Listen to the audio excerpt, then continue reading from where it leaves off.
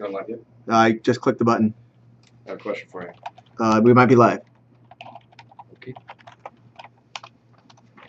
Yeah, you hit me up on Skype. Am I live? Can you guys hear me?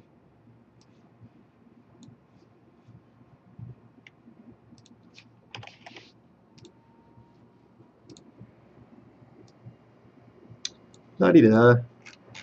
If you guys can see me, put a comment. And we are starting a little early. I know a lot of you guys come here early just to chit chat, so I figured we can do a little Q&A. Plus, I'm kind of excited to be back on a live show. This is one of my favorite things to do here at Airsoft GI, and so I like answering your guys' random questions and stuff. So this would be kind of cool too. But live show will start in about 14 minutes. Let's see here. Bob is Skyping me silly stuff.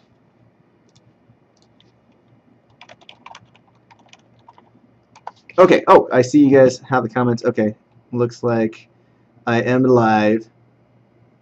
Alright, if you guys have any questions, I can try to answer for you guys. I'll do my best to do it now until Bob gets here. So let's see what you guys got. Questions mark. What is that? Let me turn off my phone.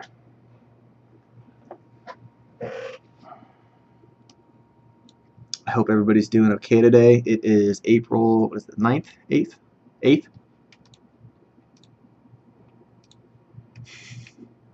Okay. So today for the live show, we have a lot of cool stuff going on the East Coast, so we're going to be talking about that for a little while.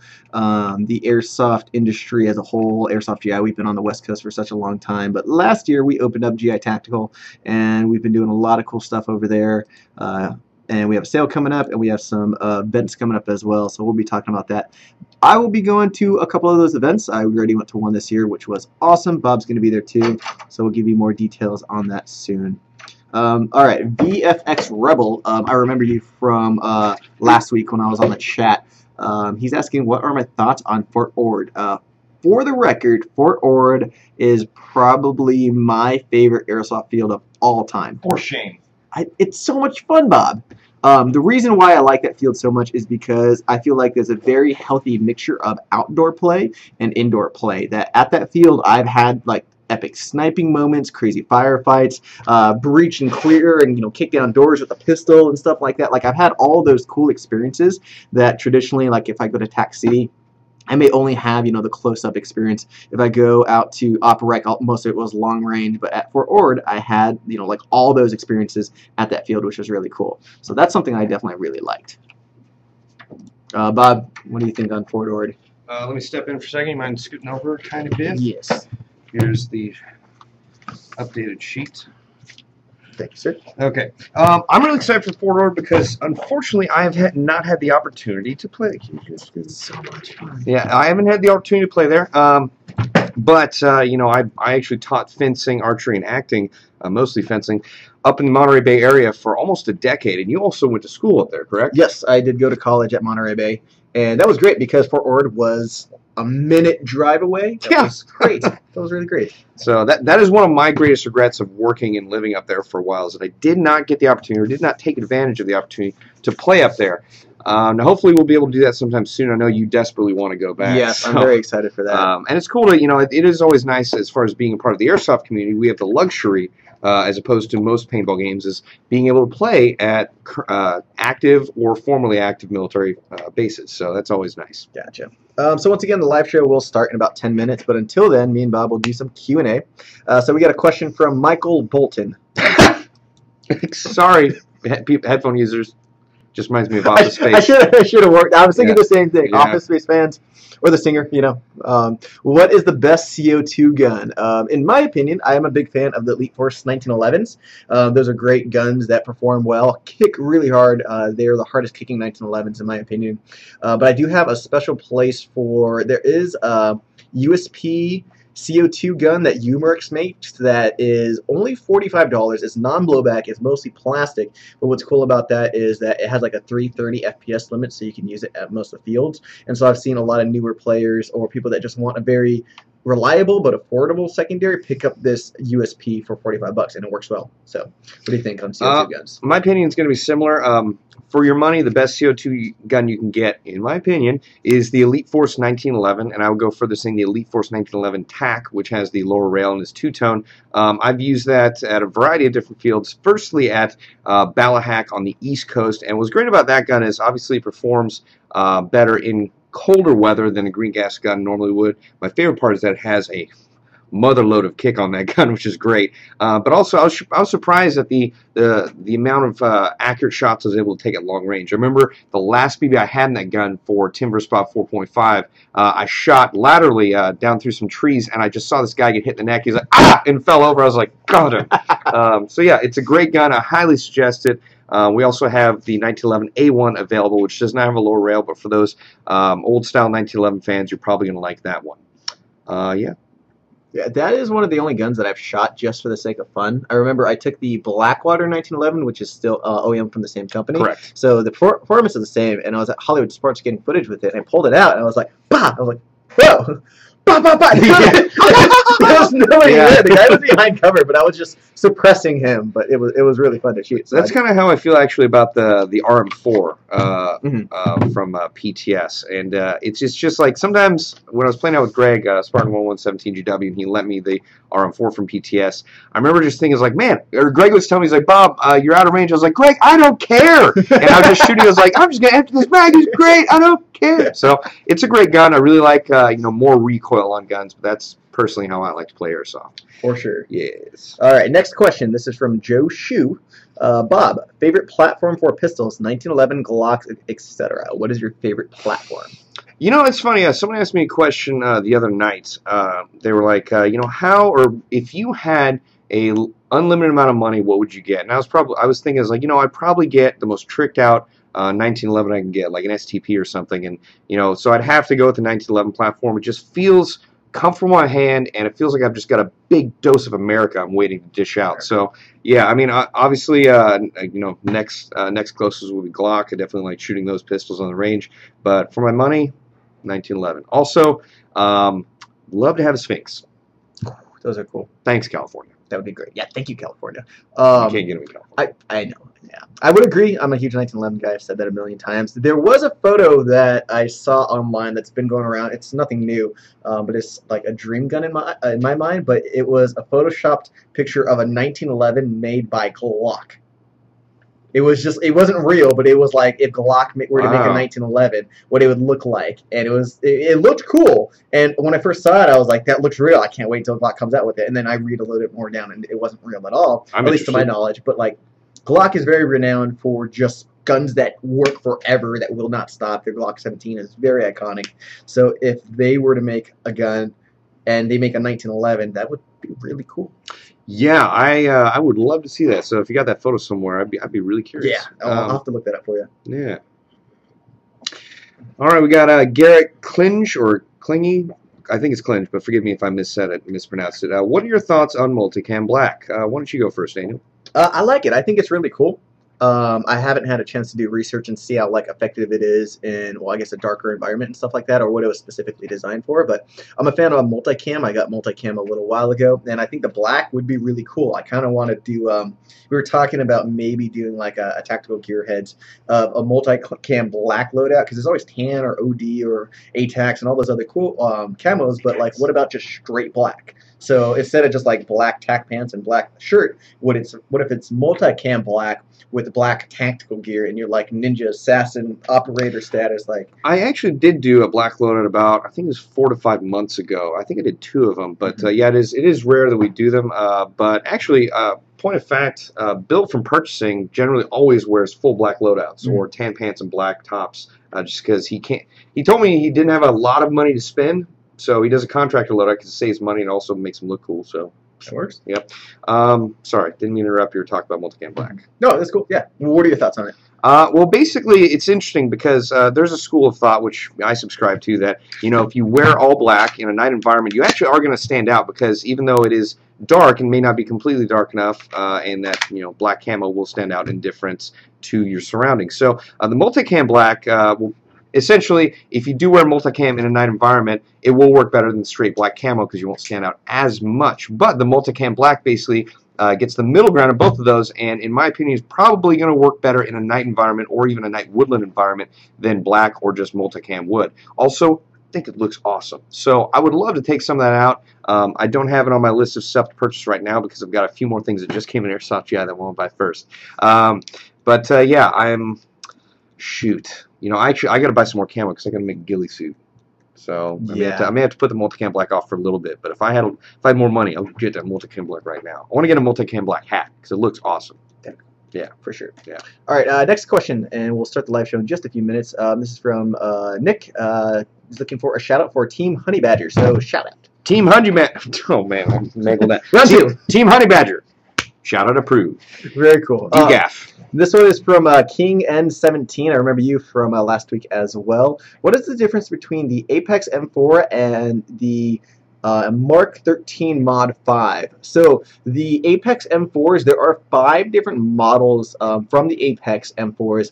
It's kind of like, you know, like KWA SR5, SR10 series and stuff like that, where the internal gun of everything pretty much from this point back is the same. So you have the same internals, you'll have like the ambidextrous controls and stuff like that, but then what you have is different barrel lengths, different rail systems, different flip-up iron sights, different triangle sights and stuff like that, different flash hiders. So between those Apex M4, at that point, it's personal preference. Get the one that will fit your playstyle. If you want the CQB model that's shorter, or if you want this kind of like a mid-length, this is the Mark 13 Mod 4, if I remember right.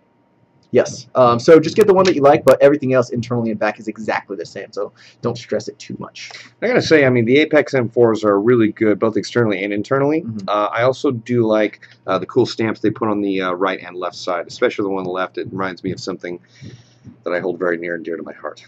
Very cool. Yes. I actually have this Apex M4 because I used it last weekend, and we just did a video on it. So I'm going to go more in depth about the guns and my experience with it, and my opinions on it as well too. So we'll be talking about that in just a few minutes.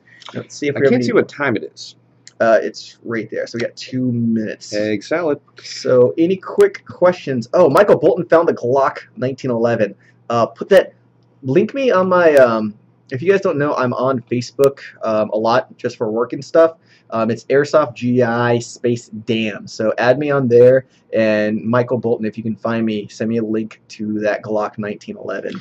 I do have one question I would like to answer really quickly before the start show. Bob Henderson asked, hey, I live in Texas and I'm looking for some airsoft fields located in Texas, and you can actually head to airsoftgi.com, scroll all the way down to the bottom, and there is a map of the continental United States. You can click on that, and it will take you to a much larger map that you can click on either regions or states, and it'll show you different teams and as well as local airsoft fields in that region that we've added to our website. Now, this by no means says that these are the only fields. These are just the ones that we have most recently added to this this list. Colin C. Music, at Bob, you fix your sideburns. I'm so happy for you. Thank you, Colin. Yeah. Did I tell you about my sideburns? No. I was trying to save money, and I decided, all right, I'm not going to get a haircut. I'm going to stave off the haircut. Mm-hmm. It's stupid. And I kept shaving for the show, and I would inadvertently shave up some of the sideburns. So after a while doing that, like, they were really off. It was like the sideburns were like that far off. And one of my friends mentioned, like, Bob, your sideburns are really off, and now that I see it, I can't not see it. Fix that. So, yeah, I finally got it. Thank you, Colin. I appreciate that. That's funny. Still working on that music video. I appreciate it, by the way. I haven't paid for a haircut in like 6 or 7 years. Get the buzzer. Yeah. Yeah, that's what Harrison suggested I do. So, yeah. Works good. All right, well, it looks like we have hit the 4:30 mark. Well, actually, about to hit the 4:30 mark. Are you okay with starting the show? Yeah, I think we're good. Highly acceptable. All right, welcome to the Airsoft GI Live Show on April 8th, 2014. Commonly available promotions going on right now. Daniel, why don't you talk about the spring giveaway? All right, so we have a spring giveaway going on right now. The way it works is any order for any amount of anything that you buy right now at airsoftgi.com, once you complete that order, you will be given a passcode. You enter that passcode into our giveaway website, and then you automatically have a chance to win free stuff. Now, the reason for this is it's essentially an online raffle where we have a list of really awesome prizes that you can win from this giveaway, and then each prize has a different possibility to win. So you can win BBs, you can win tack gear, you can win really epic guns. We have like the HK416 in there. We have a couple other KWA CQRs, some guns, you know, like $300-400 worth. So this giveaway is going throughout spring all the way out into June 2nd, if I remember correctly. So this is just kind of a nice added bonus that whether you were planning on, you know, buying stuff already up until June 2nd, or if you want to buy multiple orders and get multiple passcodes, you guys can do that as well. There's no limitation on it. There's no price minimum or anything like that too. So I personally like this because in the store we will do raffles for customers from time to time, and that was always fun because, you know, we can read out the raffle ticket, but this is a way to give that same experience to you guys online that unfortunately not everybody can be at our local stores. So yeah, spring giveaway, any order, any time, any price, any amount. Yeah, don't miss out on that for sure. We also have our coupon code SAVE14 for 14% off. Now, that's not available on everything. There are mapped items, but it is 14% off. You do not want to miss out on that because it's essentially free money you could be saving. And another coupon code that's also available is 10 shipped. That's 10% off plus free shipping for orders over $100. And, you know, for those of you in the Southern California area that don't want to drive all the way down to a walk-in store, that might not mean as much to get that shipping off, but 10% off plus free shipping for orders over $100 means a lot of folks who live further away. You know, it's really great to take advantage of our flat rate shipping deals, but, you know, the money's not always there at the same time as our flat rate shipping deals, so sometimes you miss out. So this 10 shipped coupon is a really great deal. And also something that I was talking to Daniel about is that some folks aren't aware that Airsoft GI offers 2% rewards back. It's our rewards program that's been going on ever since I've been working here for a couple of years now. And you know, that's something that, to my knowledge, no other airsoft store in the industry offers. So you want to take advantage of our rewards program, and you're going to do that by making sure you have an account at airsoftgi.com. If you fill out a guest order, there's no way for us to save those 2% rewards. So make sure you fill out an account, and every time you purchase with us, 2% rewards will be added to your account. I can't remember if it's like 15 or 30 days after the purchase or something like that. I think it's like 30 to 45 days, just in case there are warranties and returns and stuff like that too. But after that, we do the same thing at the store. So the cool thing about the store is customers would actually get like a GI membership card. So if you're at a local store, you get that opportunity. And I remember, you know, working with customers in the store and then be buying a new gun, and it'd be somebody I'd see over the years, the last few months, and, you know, regular customer, and I'd be like, hey, you know, so-and-so here, you know, you got like 600 points built up, right? He was like, what? Really? I was like, yeah. This mag you're about to buy, you want it for free? He was like, yeah, sure, use those points. Free mag, you know? And it's just like bag of BBs. I think the biggest thing I saw was this guy got, what was it? It was a pistol of some kind. I think it was a WeTech 1911. And it was just free, just complete, because he had that many points built up. It was just like, good Lord. Yeah, so that's another nice incentive to shop with Airsoft GI, because you get those rewards points, and they just build up, and you get free stuff. And again, I want to mention the fact that we're the only company in the industry, to my knowledge, that does this. So make sure you shop with us for your purchases. For sure.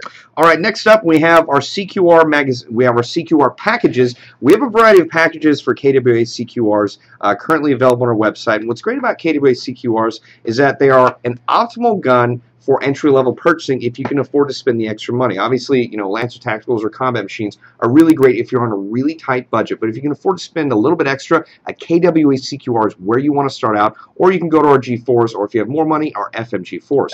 I would like to add, just on top of that, because I completely agree, that in my opinion and from my experience, that the CQR is the best internal airsoft gun that you can get for under $200. That's something that I've seen a lot of people, newer players and advanced players, say, like, I got about a $150 to $200 budget. What's the best gun that I can get? You know, now when we're not talking externals, because it is just a normal handguard, but internally, I think it's the best internals you can get for that budget. It is a nylon fiber reinforced polymer receiver, so it is stronger than, you know, a lot of ABS plastic. It's actually quite a bit stronger than ABS plastic, but yeah, no, internally it functions incredibly well, and it's designed specifically for CQB, so it gets under that 350 feet per second mark. But what's really cool about it is that for the past couple of years, we've been working on adding more and more player packages to our website, and we've gotten some awesome ones for the CQR. First of all, we've got the CQR 3 magazine package deal. So for $200, basically $199.99, I believe that's $10 more than the CQR costs, you're going to get 3 mid-capacity magazines, one that comes with a gun and 2 additional ones. And these aren't just any mid-capacity magazines. These are the KWA mid-capacity magazines, and not only, in my opinion, look awesome with the gun, they function incredibly well, and I believe you can adjust how many rounds it holds in there. If I don't miss Not on that one. I think that's the RM4. Darn. Yeah. Well, anyway, they look really good. They function really well, and they're also easy to extricate and get back into your pouches. Yeah. But in addition to that, we do have a player package that comes with a Griffin Gear Golem chest rig as well as a Griffin Dragon spine belt system. You get 3 mid-capacity mags, just like in the previous package, and you get 4 high-capacity magazines. So more magazines than you can ever need if you're okay with using high caps. Shoot, I mean, just those 4 high caps, you're going to be holding 1,200 rounds. That's not counting the mid caps. Yeah, exactly. That's just the high caps. 7 mags total. Yeah, and you're also going to have, a really awesome chest rig. You're going to be able to upgrade over time, as well as a belt system which holds 4 M4 magazines, as well as a dump pouch. So you're going to be right as rain. And the cool thing about this is that the CQR 3 magazine package is $200, $199.99. Now, this player package with an additional 4 high-capacity magazines, a chest rig, and a belt system is only $15 more. Actually, $16 more. So you're going to get a stupidly good deal. And if you think that the Griffin Golem chest rig is questionable, you should know that I myself, as well as Ross, our Predator in the office back there, both took that to Operation Irene. I think you took your Blue Force gear stuff, right? I used that. I used the Griffin stuff at Op Rec 2. Yeah, all day, and I had a great time with it. It worked perfect. Yeah, and I mean, to be honest, like if you think that it's questionable, like I've been playing Airsoft for a long time, I would not take something to Fort Knox, a Special Forces training facility, if I was in any doubt on its effectiveness. And it worked incredibly well for me. And honestly, since I've been here, it's probably one of the finest deals I've found on AirsoftGI.com because it works great, it's really affordable, and you get just about everything you need for $30 if you get both the chest rig and the Dragon Spine belt system. For sure. Yes. Let's jump into a few questions before we continue. Where did we leave off last? At ASGI, what are your opinions on Wii? Good, bad, from Pearson Manakas, who is a regular on our live show. Oh, nice. Hello, Pearson. Okay, so for Wii, in my mind, it's always you get what you pay for type thing. So there's always different products on different quality. So for Wii, it's definitely one of the more affordable brands of pistol, and they're going to work well. But what I would usually recommend is maybe save up another $20, $30 and get a KJW or something like that, because that's not a whole lot more money, but a KJW will outperform and outlast a Wii Tech pistol. Wii Tech is cool because they make a lot of different models, especially a lot of different 1911s, which I love. So Wii Techs are good guns for their price range, but I would generally recommend save up a little bit more and go with the KJW. If you can even more, get a KWA, and that would be great. Now, I'm going to be quite a bit more crude about my opinions on Wii Tech. Hope you don't mind, Daniel. Yeah, go for it. Okay. I don't trust them, and that's mainly because with my sidearm, I usually spend that extra money that Daniel's talking about because if I have to go to my sidearm, I need it to hit my target the first, second, or third time. And the thing about the Wii Tech pistols specifically is that they are more affordable. They do have, like Daniel said, a wider variety, which I actually do think is really cool. But a lot of times I have seen some malfunctions where you can't get through the entire mag.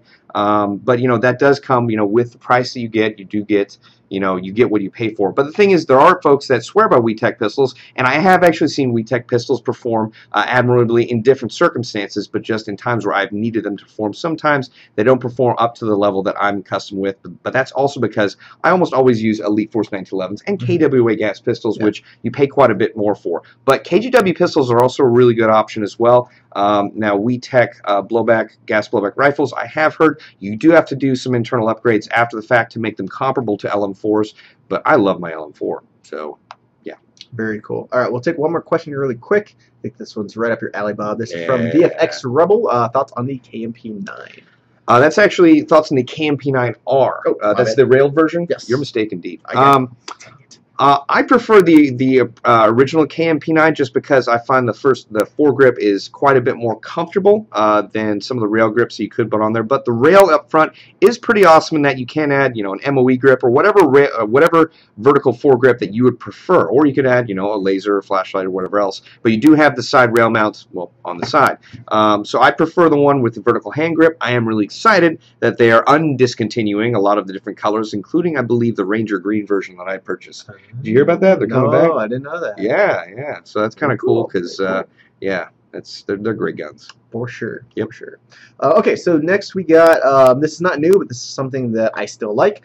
We have burst wizards that are being tied and packaged with a lot of our different guns. If you guys are not familiar with burst wizard, it is a little MOSFET that, it's a little computer chip that will help regulate the electricity from your battery to the gun. So what it does immediately is it gives you the option to shoot 3-round bursts. Now this technology, the MOSFETs have been around for a little while in Airsoft, but what's great about this one is that this is plug and play. There's no teching you have to do. You don't have to take apart your gun in any way whatsoever. You literally plug in this little chip in between your battery and your gun, and that's it. And immediately you have 3-round burst, but it has a lot of other great features that can protect your gun.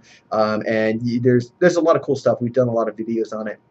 So those usually retail for about $40 separately if you have an existing gun, but any gun that it will fit in, we now offer with the Burst Wizard for only $20. So you actually get that for like 50% off, which is a pretty killer deal. So gotta love save money. Yeah, save money for sure. And that's on any gun. So if you look at any gun on our website, underneath like that main picture, there'll be like a little Burst Wizard option. Well, it's not any gun. I think it's over 300 plus AEGs. Yes. Well, it's any gun that it will fit into. Okay. So what we didn't want to do was offer it into, let's say, an AK with a really small stick type battery. You know, we didn't want to sell that to somebody. It's not going to fit. That's not going to work for you. So we only allowed it for the ones that it will fit. And then if you want to try to make it fit separately, you can buy the Burst Wizard separately. So we did a lot. It actually took us a lot of time, and a lot of the marketing assistants and Frank, we literally went through all of the guns in our inventory and tested to make sure, you know, this is stuff that goes on behind the scenes, but just so you guys know that it works. And what happened? And I think that's a great thing about working at Airsoft GI is that, you know, this company, the vast majority of the people that work here currently play Airsoft or have played Airsoft before. So that, you know, when those Burst Wizards came out, we made epically sure so that, you know, people wouldn't buy it unless it would fit with the gun they were getting, because we know how frustrating that can be to buy a product and it literally physically will not fit into your gun. So there's no point to buy it. So we want to save you the trouble and not have you get annoyed when you get something out of the box, because we would be just as frustrated. Yeah. Me specifically, because I don't work on internals very well. All right. UCP? Yes. All right. So right now we have an ongoing special with Condor that all UCP camouflage, which is commonly referred to as ACU, but it's actually UCP. ACU is the style of BDU that it is. But yes, ACU camo by Condor, or UCP as it's actually called, is going to be 25% off. So if you want to get into the ACU look or UCP look, that's going to be 25% off on our website. That's a deal we got with Condor, or at least we're working with Condor on that. And so you really want to take advantage of that, especially if you want an ACU loadout. Now, Daniel's probably better to speak about this because I used to do UCP/ACU loadout, but you actually rock that camo pretty regularly. I rocked ACU for a very long time, and I still do. I know a lot of people aren't always the biggest fan of it, but I like it. I think it's cool. I know there are other great camos out there right now. I'm rocking multi-cam, but I rocked ACU for a very long time. My chest rig and all the tack gear I had, and along with my pants too. So yeah, ACU is definitely one of my classic favorites. It's always going to have a soft spot in my heart. So the fact that it's 25% off, that's a pretty killer deal, because Condor stuff is already affordable. Condor stuff is mapped, so what that means is all these prices are automatically discounted for you. You don't have to apply a coupon code or anything like that. It's just 25% off. So that's really, really nice. You can get a full loadout and a full kit for pretty inexpensive, which is nice.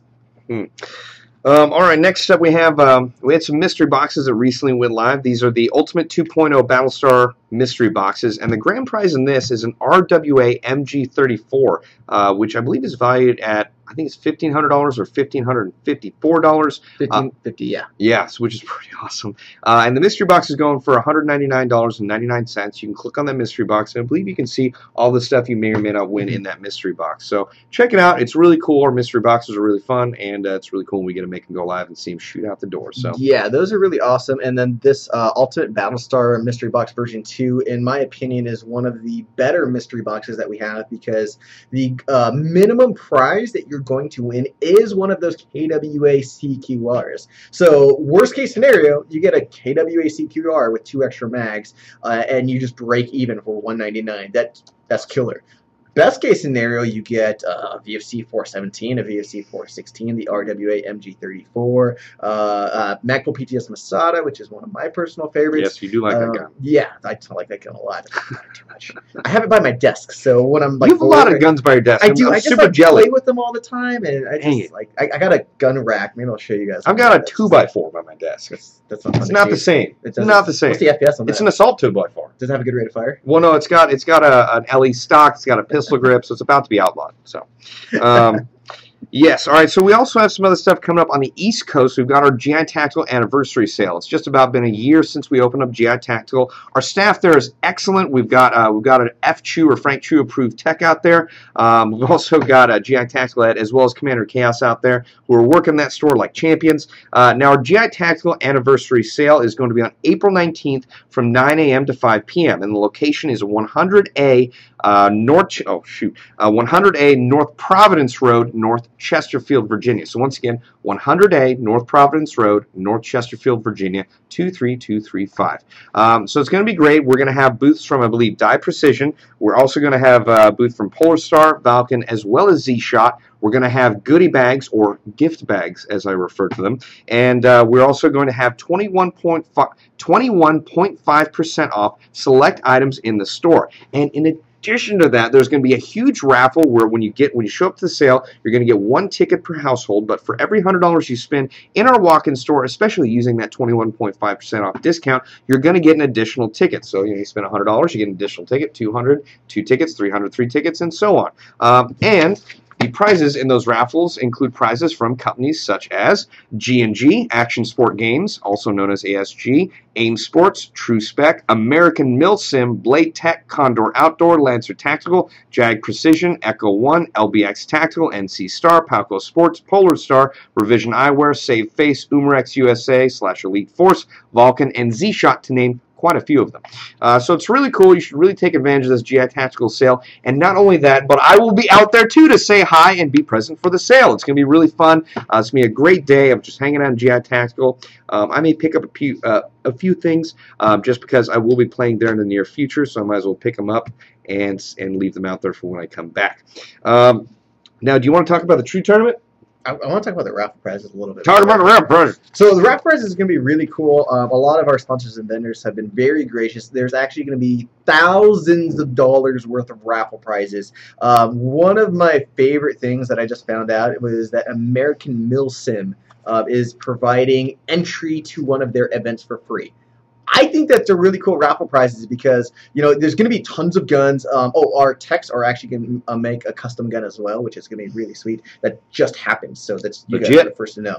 So I can't tell you guys any more details on it yet. But the American Milsim entry ticket, I think, is going to be really cool because it's going to be a really fun experience. I know those events go very, very well. But we got a lot of guns from G&G and Echo One and a couple other companies. It's going to be cool, so you don't want to miss out if you are on the East Coast. But besides that, back to the True Tournament. The True Tournament is going to be happening at May 4th, or on May 4th. If you guys are not familiar with True, they are a CQB field in Virginia. Really great little facility. That's a lot of fun. I've played there multiple times. I had my boss shoot me at that field, so it's really interesting because, like, Walter, you wouldn't think he is crazy about airsoft, but when you finally get to see him play, he goes for it. It's awesome. He's really aggressive. It was super aggressive, and the way he got me too is honestly, as an experienced airsoft player, I was ashamed of myself. So, okay, here's the scenario. There's at the field there is this one alleyway, right, and it's kind of no man's zone because you're in a CQB environment, and if it's just an alleyway, you're going to get torn up, right? So my job was to watch the left flank, which was this alley, right, and so I'm at the back of it where I have good cover, and I'm peeking every now and then, and I see Walter on the way, far end, and we pop off shots back and forth, but we can't really hit each other too effectively because we're too far away. And then I'm engaging guys on the right, and then I peek on on the left again to make sure he's not coming. And the next thing I know, he's 75% of the way down this alleyway, and he has this LM4, and I see him, and I get my gun up, and before I can get my gun up, two in the chest, and I was just like, oh my god. And the whole time he just moved so quick, and then after he shot me, he didn't even blink. He just ran by me like I didn't even matter, like I was a lamppost or something. He ran my entire team. Game over. So that was That is actually crazy about playing with our CO. Is like again, you wouldn't expect him to rush, but when he does, he goes pretty hardcore, which is really fun to see. Especially at the Lion Claws operations. Yes. Oh, I'm sorry. Back to the tournament. I was kind of getting sidetracked by that story. So the tournament, what we're going to be doing is a CQB tournament that is going to be ran and hosted by our staff members at GI Tactical. Zach and Ed, our tech and manager out there, did a really good job putting out this very fun outline of what the tournament's going to be like. So it's not going to be a straight CQB force on force. It's going to be objective based. So there's going to be multiple games with multiple objectives with a lot of different styles of play. And so the idea is, how well can your team communicate and how well can your team work together? And so a normal day of play at True, I believe, is about $20 to $25, and the ticket for this tournament is only $25. So it's about the same price. It's going to be a lot of fun. You can sign up with your entire team if you want, or you can sign up individually and you can be placed on a team with other individuals, and we're going to do a meet and greet beforehand so you can meet other people that you're going to be playing with. So it's going to be a really good game on May 4th, so check that out. That's going to be a very, very fun day. Why don't we answer just a few more questions first, and we get on to some other stuff. Okay, I think the last question. Kang2999 is asking, how do you travel with an airsoft gun? It depends on the airliner. Some airliners require that you have to lock it and treat it like a real firearm. I would say that's always the safest and best. Yes. So, a hard locked case, it has to be reported to the airliner. Let them know that, it's safe and clear and all that stuff. And I would say check with your airliners first, but that's usually the best way to do it. Yeah, the best way, in my opinion, is to call ahead of time and make sure explicitly what the best way to do it is. But I would agree that if you're traveling with it through an airline, that having a hard case that can be locked, and you have to lock it, is the best way to do it. But one thing that we have learned after working here at Airsoft GI for so long is that when we go out to events, if we know enough ahead of time, sometimes we will ship our guns and gear out there, because I personally like to carry a lot of stuff. But generally, that allows us to get all of our gear there on time and make sure it's all there. So yeah, we will ship out ahead of time, and how we do that is we will actually call the hotel we're staying at ahead of time and say, hey, we're going to ship some stuff to you. Is it okay if you guys receive it and hold it for us? And that generally works out for us. I don't think we've ever actually had anything go wrong with that. No, I think that's been good. That's a really nice way to do it if you are going to a bigger event. But I would say, keep in mind the pricing of how much the airline's going to charge you to ship something like that compared to maybe UPS or something like that. So just a little planning and coordination. Okay, so here's a good question I like. Hey, last week, okay, what kind of competition does the Apex M4s have against the KWA CQRs? I think that's a pretty good question, because when it comes to the internals, the Apex M4s are 11.1 volt LiPo ready. And I had a lot of experience playing with this gun at SC Village myself, and this gun kicked some serious butt. I do feel like they are different guns, where the CQRs are designed for CQB, and all the Apex M4s that we just got in are shooting about 380 to 390 FPS, so definitely more outdoor guns. But here's the thing, this is the Apex M4. It's obviously not going to come with all these accessories you see here, but it is all metal, so that's one thing the Apex has on the CQRs. It also comes with different rail systems depending on which model you choose. So this all metal gun, all metal outer barrel with a free float rail system was $220, $230. So that's only $20 to $30 more than a CQR. I would say the performance honestly is comparable to a CQR. The rate of fire was solid. The range and accuracy was better than the CQR, a lot because of the FPS was higher, so it was shooting a lot farther than that. But they are kind of in different not genres, but I would say styles, because that's more of a CQB gun. I believe this also does come pre-installed with a Type 4 barrel. Yes, that's actually a really big thing. They all come with a 6.03. I would say, yeah, the CQRs actually have a lot of competition, because this gun has a lot of pre-upgraded parts. Not saying the CQR does not, but these guns are pretty nice. Yeah. So from my perspective, it seems like, the CQR, if you know you're going to mostly be playing in CQB fields, and you need a gun that's a little bit more affordable, go with the CQR. But if you are going to be playing at fields that have a 400 feet per second limit and can afford to spend an extra $20 to $30, you should probably get the Apex M4, because that metal body is nice to have, and also the extra range and FPS. I'm going to address this next question really quick, because it relates to the Apex gun. S Shadow 2 is asking, the hop-up is the only thing of concern that I want, because he was thinking about upgrading it. So that is one thing. The Apex M4s do not have a version 2 hop-up. You can't change it out. If you are if you're a big techie and you love changing out parts and you want to change out the hop up is an important part in terms of range and accuracy and consistency. If you are very nitpicky about that stuff, then obviously, you know, this may not be the best choice because you can't change it. But after playing with this gun for 6 hours nonstop, the stock hop up is stellar. It works great, and I don't know if you guys can hear or see it, but the thing about it is it clicks. It's number one, it's not like a wheel, it's a dial. So it's more precise, and then it clicks very definitively into place. So I never had to readjust my hop up the entire day. I just adjusted it once, and it's very fine clicks in between, so it was very precise as well. So combine that with the 6.03, this gun does have better range, accuracy, and consistency than a lot of stock guns. So I'm very happy with it. I know a lot of people will be very happy with it. Once again, if you're a techie, maybe get something else, but otherwise it performs great out of the box. Well, why don't we actually go over just a few more things real quick. Operation Reclamation 3 is coming up, and that's on May 18th, 2014, obviously. The tickets are $40 a piece. Obviously, this is the third iteration of the Operation Reclamation series. This time, the British Reclamation Forces have succeeded in taking and holding Richmond, Virginia, and the surrounding areas. Now, there's going to be 150 players per side. No walk-ons are allowed. So if you know you want to go to this, you're going to have to buy the tickets ahead of time, and make sure you do that, because we feel bad for you guys out there when, you know, the event is about to happen and the tickets go out of stock, and there are people that have, you know, gotten a rental car, gotten a hotel, and they hadn't bought the tickets yet. You need to buy the tickets first, because, you know, generally you can always get a hotel later, and generally you can always get a rental car later. You can't always get a ticket later because we can't always make that available. Also, this is going to be at X Zone, Virginia, where they have opened up the field quite a bit by, I believe, 70 acres. You have actually had the honor and privilege of having played there recently for Operation Reclamation 2.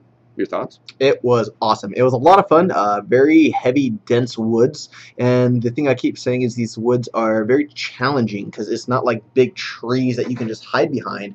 There are a couple of those, but they're very thin trees that you can see somebody, or you can see their shape and figure, and then you shoot at them, but there's so many branches and stuff in the way that you can't always get the BBs through quickly. So my initial thought was I took my DMR sniper rifle because I was like, oh, woods, I'm just going to outrange everybody. It kind of happened, but not so much. This time when I'm going to take something more with a higher rate of fire, so I can just cut through those bushes and be a little bit more effective. I'm not going to have as much range, but I think that's going to be more helpful in the long run. It was a really fun event. There was a lot of great players. It was really fun to meet and talk and hang out with a lot of the players out in that area too. Everyone's super nice. And so I can't wait to go out there again. It's going to be a fun game. It's going to be bigger, and I get a lead part of the team, and Bob gets the lead part of the team, and so that's going to be pretty cool. That's right. Daniel and I will be out there on the American side for, obviously, the United States Forces. Now, you did say, I remember you guys saying that the range, it was quite a bit, more long range, but you also had to cut through bushes, huh? Yes, yeah. Okay. So I'm thinking something with a high rate of fire that can still reach out and touch people. So it should be pretty cool. So that's going to be fun. There's going to be raffle prizes. There's going to be food. We'll be there doing a meet and greet the night before. So if you guys want to hang out with me and Bob and a couple of the other guys from GI, if you guys are in the VA area or you guys are coming down, if you guys can come the night before, we're going to try to find a good place to have some food and hang out and talk airsoft, and I'm sure everyone's going to be super jazzed. So. We were deciding on a restaurant for that yet? There was a lot of people who were talking about different stuff. So somebody said CC, somebody said Ruth Chris's, which I like Ruth Chris. Yeah. It's a bit expensive, yeah. If you guys aren't familiar, that's a steakhouse. It's like incredibly $50, expensive. $60 a plate, probably more. It's really good. Anyway, so we'll find a good location for everybody, and that's going to be a lot of fun. I'm really excited to get out there because America is going to kick some butt this time. Like, I'm sorry, British. You guys you're not going to win for 3 times in a row. It's just not going to happen. So you got Bob and me and Jay, and it's just not going to happen. Indeed. Yeah, we're saying this because Ed, the commander on the other side, has been talking a lot of smack to us. Like, for shame, Edward. We'll be having like official GI meetings and stuff, and then he'll be just like, America's going down. Not real America, but the America in this game series. I'm like, what? And just talking smack. So it's gonna, Ed, you're going down. Go down, Jam. Well, really quickly, we actually just got a new product that I think is worth talking about because we originally saw us at SHOT Show. I think it was like 2 years ago because I wasn't there at SHOT Show this year. We originally saw the VFC the Smith & Wesson M&P 9C, which is the compact version, and this is the full-size version. Now, what's great about this is that you do have a metal slot on top, you do have a polymer lower, and this gun does shoot in semi and fully automatic.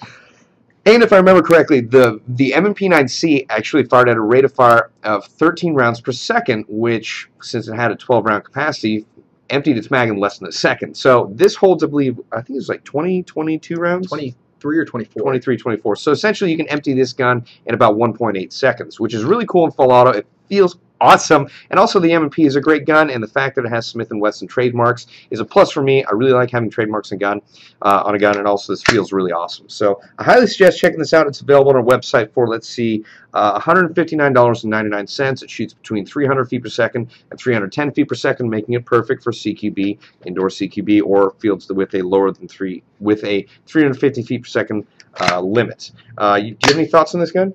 The other thing that I like about it is that it has an adjustable back strap that a lot of guns are coming with today. So there's a small, medium, and large, and that's for different hand sizes. So I have smaller hands, so like this one is okay for me, but I'd probably choose even a smaller one. And that's just for the ergonomics and comfortable. So what's nice about this is like a Glock 17 doesn't feel that comfortable in my hand, and right now there's no way to change it out, except for the Gen 4s that just came out.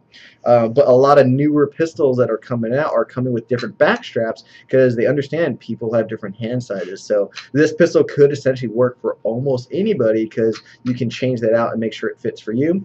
The other thing that it comes with that is kind of cool is there's a little piece, I don't know the name of it, but there's a little plastic piece that if you get this gun, you'll see it in the box, that what you do is you put it in between the follower of the magazine when it's empty, and that's for if you want to dry fire or do like practice or drills with it. So essentially the reason for that is right now the magazine's empty, there's no gas in it, but if you're on the last shot, let's say you just fire and you shoot, the gun's going to lock back like that naturally, letting you know the gun's out of ammo. You can do your quick reloads and all that stuff. But let's say you want to just dry fire and not shoot BBs, but you want to get that muscle memory practice in, you put that little spacer in there, and then you can continuously dry fire, and it's not going to lock back and forth. The only reason why that wasn't happening now was because I was holding the slide release. Also, you have ambidextrous slide releases, which is cool. The mag release is on the left, but otherwise a nice addition to a lot of the modern pistols that we're seeing these days. It's OEM by VFC. They are awesome, and I'm really glad they're making gas blowback guns too. Me too. Dolphin cheese. Dolphin cheese. Responding to a comment. All right. Oh, okay. I thought we were just saying dolphin cheese. Nope, but we got it done. Why don't we go over some more questions? Yeah, definitely more questions, and then I know we have a lot of other new products too. So. We do. Shoot. Shout out to Team Hindsight Company from Lane Baldridge. Shout out approved. Hindsight, that reminds me of, was it Captain Hindsight in South Park? Yeah, Captain Hindsight. God bless you, Captain Hindsight. What do I do? God bless you. We should have done this. Yeah. Thank you, Captain Hindsight. They should have put in a helicopter escape on the top of that building, otherwise people wouldn't be trapped there. Thank you, Captain Hindsight. Thank you. Oh, man, I love South Park. Yeah, me too. Okay, so next question is, what do you think is more effective, snipers or DMR? Is one role more effective than other in your opinion? This is from Parker J. All right, so in my opinion, I'm assuming you're talking about a difference between a bolt-action sniper rifle and then like an electric semi-auto sniper rifle. I would say that in terms of cost, if you want the most range and accuracy, you can go with like a JG Bar 10 and upgrade that up the wazoo and get a very effective long-range bolt-action sniper rifle for less expensive. If money is not an issue, I would highly recommend going with an electric DMR that you can trick out to be semi-auto only, and then upgrade that to have a very high FPS and, you know, RHOP or Miracle Barrel, and then you have the same range as the bolt action, but you have the firepower of semi, and you just shoot like crazy. So that is what I would say is the most effective, but the problem with that is to upgrade an AEG to perform that well of, let's say, 550 FPS consistently and reliably with a hop-up bucking and barrel that will give you the same range is very expensive. That is the problem with it. But you can do it, but I would say just plan it out and you'll be good. I would say DMRs are more effective because you can get more shots accurately on target. But again, what Daniel said is correct, is that it can be quite expensive to upgrade an AG, set up a DMR platform. However, Well, I guess not, however. In addition, an even better platform was what Josh used at Operation Irene, which was the Polar Star DMR setup. That was incredibly effective. Special thanks to our world-class tech department that set him up with a baller Polar Star setup. Now, it also used an Orga barrel, which, using the Polar Star high-pressure air system, or HPA system, creates a cushion of air around the BB, which allows it to go further because it's not bouncing around inside the barrel. He was able to hit people at, from my point of view, unheard of ranges. It was pretty impressive, so much so that people were waving at us, assuming they couldn't get hit, and then Josh would double tap it in the chest. So it was pretty awesome. Yeah. But for my my personal opinion is that I prefer using gas sniper rifles. One, because, well, the main reason is because I can actually cycle the boat very quietly, even if I'm very close to someone, because you can cycle all the way back, but you're not going to have that tension on the spring as you would with a spring sniper rifle. And also, it's going to be quiet because you don't have to pull back very far. I can actually just rock it back with my pinky, push it back in, and I've done that before when someone's literally right next to me. And now, also, I prefer bolt actions just for the fact that it feels more like sniping to me. I like that one shot, one kill feeling. It just gets my heart pumping, so I always prefer bolt actions. I believe we had some more questions. Yeah, we got a bunch more questions. Bob, what is the best upgrade package to improve accuracy and range from Blue Bear Squad? Well, I personally think, bar none, what you should start with, if you can, is a Miracle Barrel. I've become a great believer in those. One, because they're not incredibly expensive, and also because of how they are manufactured with, I believe it's a steel plate or a steel piece, right, where the hop-up will go underneath. It actually cuts down incredibly on the left to right deviation on the shots, which means that, you know, I'm shooting, and I normally have some BBs go this way. I'm basically going to be shooting right down this funnel right here, which for me is incredibly useful. I got a Miracle Barrel on my Tokyo Marui AK, as well as a few of my other guns, and I was shocked by the extra accuracy and precision I was able to achieve at range with that gun. Now, I know you're more versed in some of the tech stuff we can do, so why don't you tell them your opinion on a complete setup on what would make something more accurate and achieve more range? I would definitely agree. If you want to increase your range and accuracy, the simplest and easiest thing you can do, it does require some teching of at least accessing your hop-up, is a Miracle Barrel, and specifically the Mad Bull Blue Bucking. Thank you. That's one of my favorite combinations, that you can drop that into just about any gun, and immediately you're going to see more range, more accuracy, and more consistency. Now, if we're going into hop-ups, one of my favorite hop-ups is the Bravo hop-up. I have that in my custom M4 that has a high rate of fire. It feeds flawlessly. The other hop-up I would highly recommend that I'm going to buy next is the Pro-Win. That is a one-piece CNC machined hop-up. It's blue, so it's very shiny. But that one works really well, and I've seen and heard a lot of good things about that one too. So that is, I would say, the easier way. If you want to just buy parts and put it in yourself, you can do that. Another great way to go about it is a Prometheus barrel well R-hopped. Now, R-hop, if you're not familiar with that, it takes a lot of custom work and a lot of practice to do correctly. But if you do it correctly, you can get crazy range and accuracy as well. So I would definitely say it's comparable to the Miracle Barrel setup, but takes a lot more time and effort. Usually you want to find a tech to do it for you. Those would be my recommendations for sure. But why don't we jump into a couple more products? Or sorry, no, how much time do we have left? We got about 25 minutes, 22 minutes. Okay, we better go through some of this product. So, Daniel, there you go. Okay, so we have the G&G Mod Zeros in. These are going to be going up on the website pretty soon if they are not already. There's going to be a lot of versions of these available. So if you guys see this and think you recognize it, it's because it's very similar to the G26 series, where G&G came up with a lot of parts that are more ergonomic that they designed in-house. So this handguard is a modular handguard. This is something that they improved upon from the original G26, and so it does remind me a lot of the Magpul handguard, where the ergonomics are very nice, but this model actually comes with a rail segment that you can attach and move around, which is pretty cool. And then on top, this is actually an upper rail as well, so you can play around with that, put let's say a pec box or anything. The other thing that I like is they took off the front iron sight and gave you a rail segment. So now you can put up a flip-up iron sight or whatever else. This is just one version of the Mod Zero. There are combat machine versions that are less expensive. This is part of the top tech line, this one here. So it's an all-metal body. This one's going to be around 300 or more blowback and all. The stock is really cool. I actually really like these stocks because there's a hidden battery compartment. Just going to mention that. Yeah, right in there. And you put snacks, or snacks would probably be my choice, to be honest. Yeah, most importantly, though, I believe it's a CR123As. Yes. Those fit in a variety of lasers like we have on here, as well as flashlights, and that can be very frustrating to get to the field and have your flashlight be out of batteries. So. I also like that you have the follower that goes up, so it's going to feed most, if not all, of your BBs. This is a 120 round mid-cap magazine. So these are pretty cool. Just another nice choice for you if you want something a little bit more unique and different. Mm-hmm. Now, what else do we got?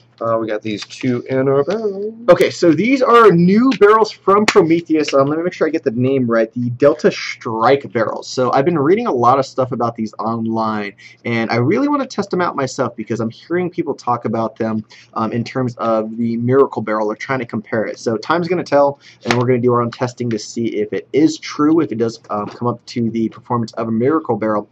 But the idea is actually similar to a Miracle barrel. It's not the exact same concept, but essentially where the BB sits right underneath the bucking, there is a little groove or two little slots that hold the BB in place that prevent it from slipping to the right or left. So that's kind of the concept of the Miracle barrel. I'll give you guys an idea. This is the diagram they have on the back. So that top red dot that you see, that's the contact of where the hop-up is going to apply the backspin. There's two bottom slots. That's the slot I was talking about that holds the BB in place as the backspin is applied. And so like a Miracle barrel, that's what prevents the left to right deviation. So now this is Prometheus's version, and it comes with the bucking, which is something that I do like for sure. And the other thing is it's a 620 millimeter barrel, sorry, 620 ID or inner diameter. So it's kind of like a wide bore at the same time. So it's this weird hybrid of like Miracle, Orga, like a lot of different concepts and technology involved. I want to see how they perform. I haven't tested it out yet, so I honestly can't say good or bad. I actually would like to make a note that this is similar to a Miracle barrel, but not exactly, because as opposed to having parts of the barrel that push up on either side, the Miracle barrel actually has a steel bar on the bottom, which is where the bottom of the barrel is normally where a lot of divots or things get worn out. But because you have that piece of steel there, it's always going to be pushing directly and uniformly up into the hop-up. So this is different. It is similar, but it is different. So it may function differently, and we are going to test that out. So. Yes, thank you, Bob, if I didn't make that completely clear. Unacceptable. Dang it, I'm just messing up today. Do you have the 1911 that has this pre-installed? Oh, I took it off. I wasn't too much of a fan of it. Okay. I'm done. I'm out. Oh, I see. I messed up again. Okay, so we got new Magpul 1911 grips. Being a huge 1911 fan, I immediately took these and tried them out on my KWA 1911, and it worked perfectly. So if you have a KWA 1911, you can get these grips.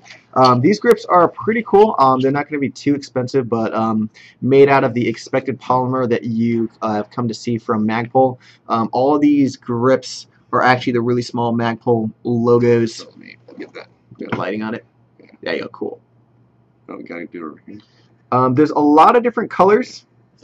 So there's black, there's tan, there's pink, there's foliage, there's gray. The cool thing about these grips is this is on the left side of the gun, the left grip, and so that was designed, as Jason was telling us, one of the other marketing guys, is that with the 1911s, when it comes to the magazine release, I sometimes have the trouble as well because I have smaller hands, is the mag release is a little bit further away. So they made this little slot so your thumb can wrap in it much easier, and when I had it installed on the gun, it was actually dramatically easier to hit that mag release button. So that's what that was there for. So pretty cool. Nice to see some other accessories come out from Magpul on 1911s, because 1911s are the best.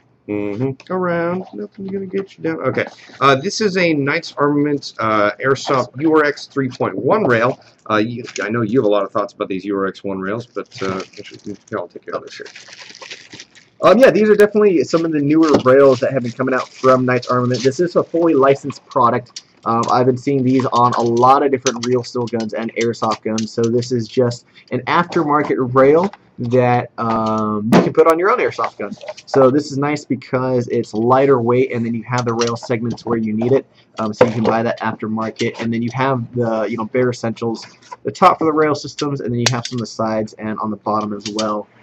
So really cool and a little bit more unique too.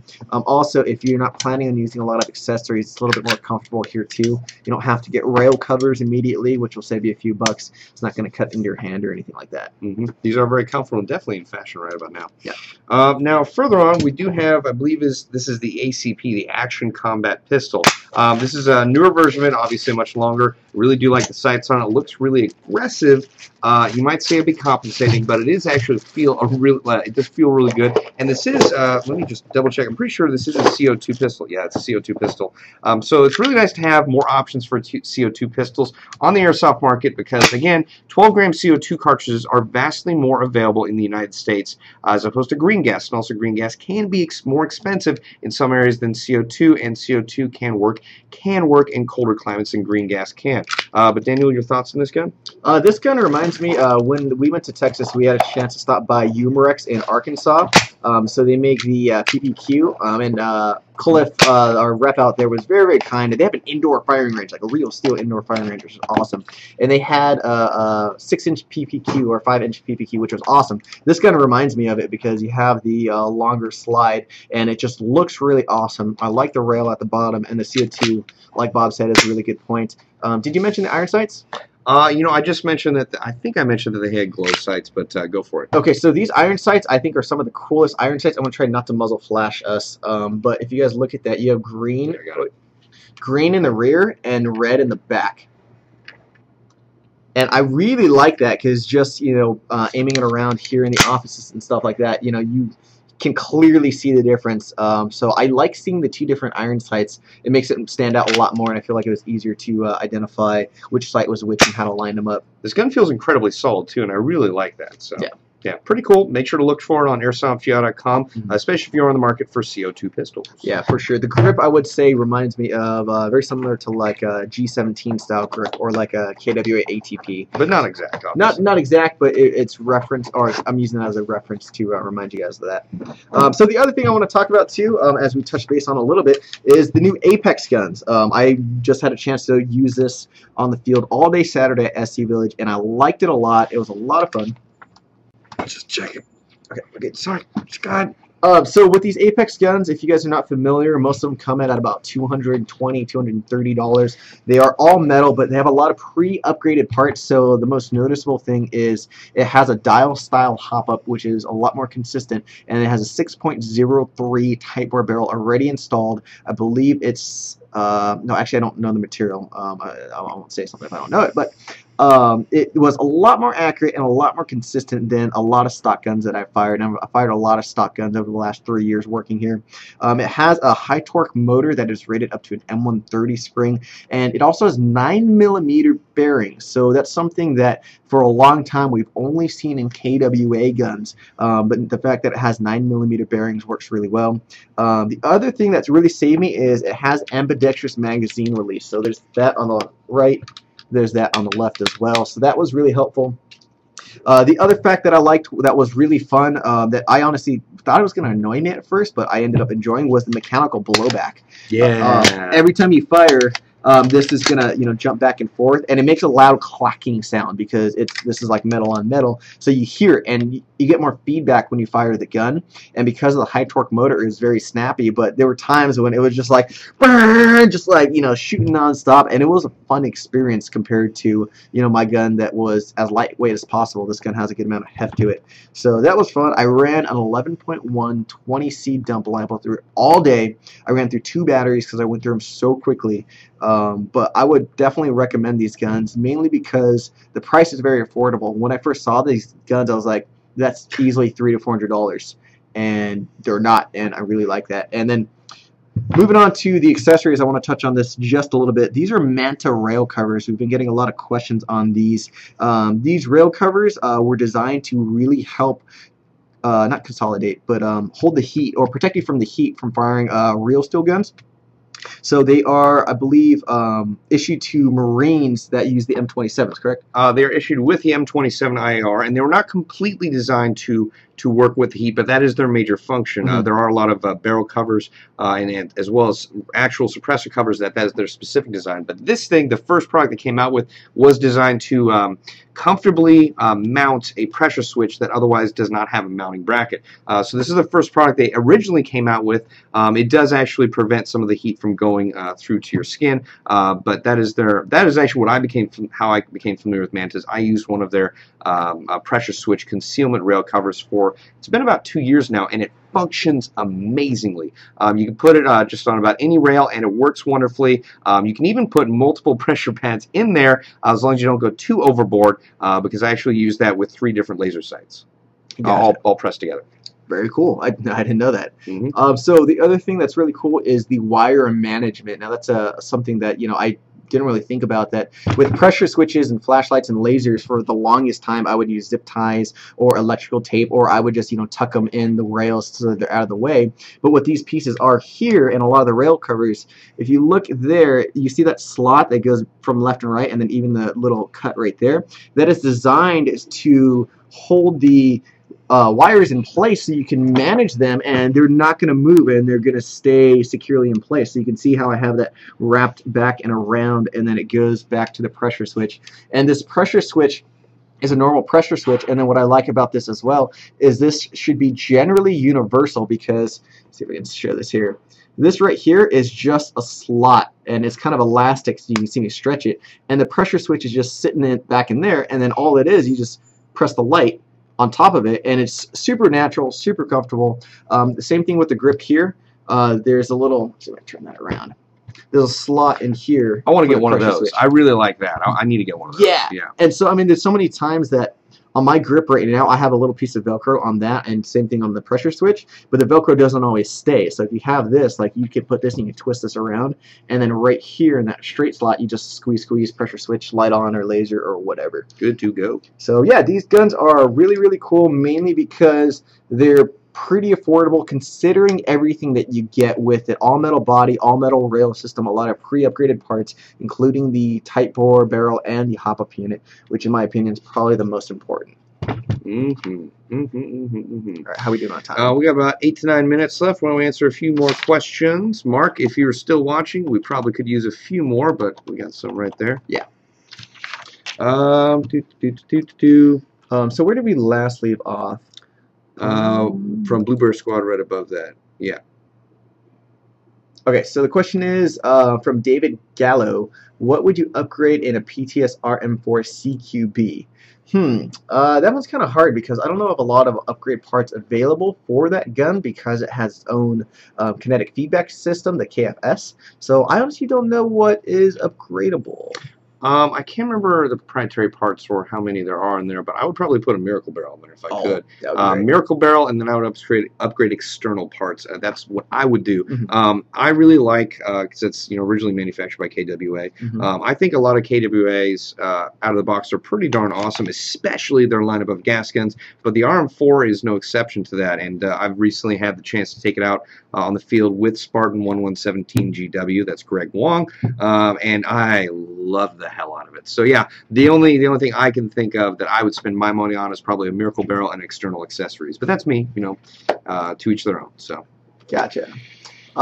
This is yes, Anoka Clips or NOK Clips. Any events planned for the Midwest? Yes, we do have events planned for the Midwest, but we are not currently able to talk about them. We will be able to tell you about them when we can, but currently they are classified. Yes. What made you get into airsoft? What are your inspiration? I think that's a really great question. Absolutely. What got you into airsoft? It's actually really funny because I was sharing a clip around the office recently from the movie Clear and Present Danger, and one of the gentlemen in that movie, the Special Forces gentleman, Special Forces sniper more specifically, was rocking a bolt-action suppressed sniper rifle as well as a suppressed MP5. Now, I played paintball for a long time. And when I saw that gun, and right after I saw an advertisement for airsoft guns in this game called this magazine called Action Sports Games, I really wanted to get an airsoft because the advertisement, it looked awesome. That's like that's what I thought I wanted to get into when I got into paintball. And then when I saw that suppressed MB5, I was like, I want that so bad. So that is essentially the first AEG I ever got. The first gun I ever got was a KSC G18C, basically the semi and full auto version of the G series. Now, what's great about airsoft is obviously it's not paintball, but also the fact that it just feels like you're in your own movie, and that's what I really wanted to get into. It just feels like a war game that it's make believe, but it's also you get the suspension of disbelief, which for me is really awesome. Daniel. For me, what got me into it, I think it was just kind of like a lifelong thing of playing Contra when I was a little kid, and then playing with Nerf guns, and then going to the swap meet with family and like seeing the guns out there. And so I remember one of my neighbors, his dad took us all out, like all the neighborhood kids, all out to Big Five and got everybody. There was like Big Five Springer guns. And so we did that for the longest time, and I was really young, and that was probably the start of it. And the thing was, like, I took it probably way more seriously than all the other neighborhood kids. That the arms war or the arms race started to happen. So we started that, and then I saw another gun that would be like one up. So it was like a spring pistol, and then I got an MP5 SD actually spring. It was a UHC one, and you had the charging handle on the side. So I had that one, and then somebody else got one, and then I got like a bolt action sniper rifle, and then I got a UTG MP5 electric, and so like it just escalated and just never stopped. And then it was just a hobby that I stuck with for a long time. So I think to some extent it's always just been part of my life, from like even to Nerf guns or just playing backyard wars or going to college and playing at Fort Ord. So my inspiration, hey, it's just so much fun, and then obviously all the military stuff that you see in the action movies and the video games, you're like, I want to do that, but I don't want to sit here like play Call of Duty all the time. I want to go out and do it. So absolutely, that's for sure. I would say my biggest inspiration. All right, next question. What is the most affordable and durable airsoft rifle you can recommend? From Patrick Lane. That's a tricky question because you said durable and affordable, which every price level, in my opinion, is going to have a different level of affordability. So I'll give you different tiers if that helps. I would say if you have a budget of $100, Lancer Tactical, that's probably going to be one of your only options. If your budget is at $150, the Combat Machine series are very, very reliable. If your budget is $200, the KWA CQRs that we talked about. And then if we're going higher and higher, if you go into like the $300-400 range, I'd say KWA and VFC are very, very reliable, and the Top Tech G&G line are good. If you were going for the most reliable ever without any money issues, Polar Star wins. Well, I gotta say, you are forgetting between the $150 and $200 range, like right in the middle there are G4, and a little bit higher are FMG4 series, because we do get those manufactured with internal parts from Lonex, which is really good internally. Absolutely. So those are awesome, and the G4, I can't remember the exact price point on some of them, but they are comparable around the Combat Machine up to the CQR price range, which is $150 to $200. So that is another option in case you want durability as well as affordability. But yeah, I'm going to agree with just about everything else Daniel said. All right, next question. Next question. Bob and Dano. No, don't call me Dano. Too late. Opinions on the ARX 160 by J.E. the Airsofter.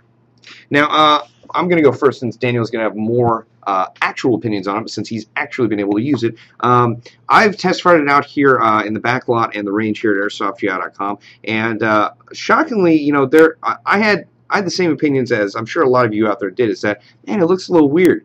But the more time I spent with it, I realized it's a really good design. It's ergonomic, it's really comfortable, and from what I've seen from Daniel's footage, it's very effective on the airsoft battlefield. And again, as weird as it may look initially, it really grows on you because it is really comfortable. And it was originally designed for Italian Alpini troops, and it is currently used in the mountains of Afghanistan. And it was designed to be a very lightweight assault rifle, perfect for mountain trees. Anyway, your thoughts on using it actually on the airsoft battlefield? I'll keep it pretty short, but I'll definitely agree with you. My first thoughts, I was like, yeah, it's like it doesn't look as pretty or as cool as like an M4 or whatever, in my opinion. But it grows on you really, really well. After using it for a full day at SC, the ergonomics I actually found to be even more comfortable than an M4 than some other M4s because you can always customize M4s different ways. But it was very natural and a very easy shooter. It didn't feel stiff or awkward in any way whatsoever. It wielded really nicely, and I think the best thing that I like is just when I put out my hands with the gun, I felt like the barrel and the sights aimed exactly where I needed to without having to like readjust or like anything. It just fell into place really, really well. So I would definitely recommend the gun. Performed great, no problems with it. Good choice. Let's see if we have any time left. It is 5:29. Looks like we might have time for one more question. Okay, let's see. There's a lot of questions. Which one do we choose?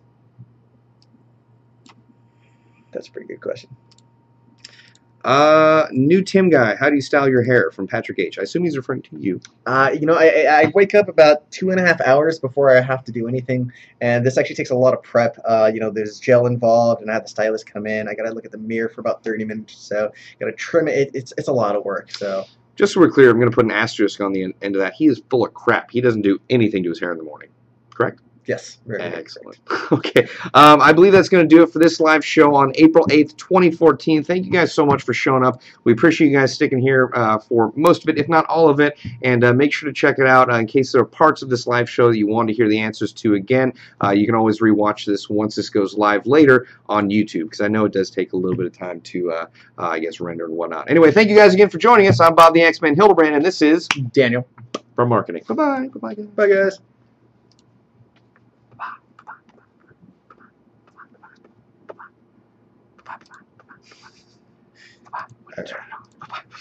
It usually takes a second. It takes a second.